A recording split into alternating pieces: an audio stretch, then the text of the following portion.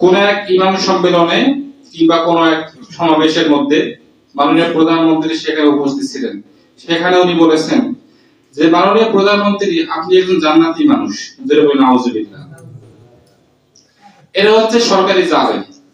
এই জালেমদের বিচার ইতিপূর্বে হয়েছিল এবং সামনে এই জালেমদের বিচার হবে, তবে আমাদেরকে ধৈর্য ধারণ করতে হবে।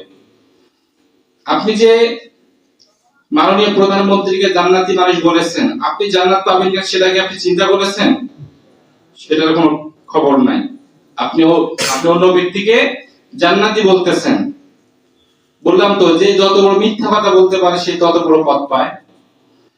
হয়তোবা ক্ষণিকের জন্য, সামান্য দুনিয়াদারির জন্য, সামান্য কিছু টাকার লোভে পড়ে আপনি ওনাকে জান্নাতি বলেছেন।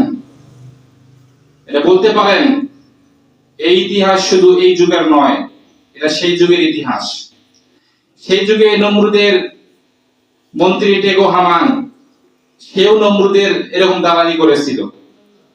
সেই যুগে ফেরাউনের যারা নেতা কর্মী ছিল, তারাও ফেরাউনের অনেক প্রশংসা করেছে যে আমার নেতা এই করেছে, সেই করেছে, আমার নেতাকে সবাই ভোট দিবেন, অনেক রকম দালালি করেছিল। এই ইতিহাস শুধু আজকে নয়।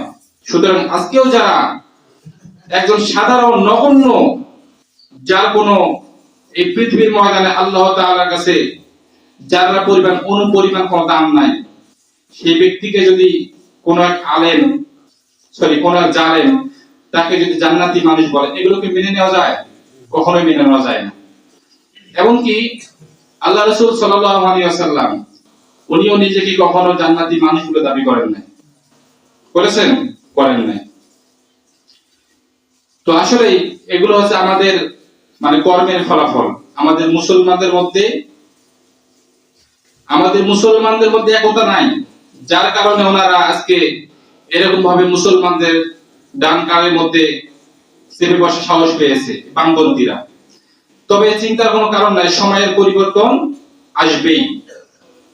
আপনি একটা বিষয় লক্ষ্য করেন যে 10 জন সাহাবায়ে কেরাম, হযরত ওমর, আলী, হযরত আবু বকর, উসমান, 10 জন সাহাবা জান্নাতের টিকিট দুনিয়ার জমিনে হাতের মধ্যে পেয়েছেন। এটা আমরা সকলে কম বেশি জানি। তবুও ওনারা মৃত্যু পর্যন্ত কান্না করেছেন যে আমার কোন গুনার কারণে আমার যদি আজকে এই জান্নাতের টিকিট যদি ক্যান্সেল হয়ে যায়, আমার অবস্থা কি হবে? হযরত ওমর, তিনি কি কোন ছোট সাহাবী?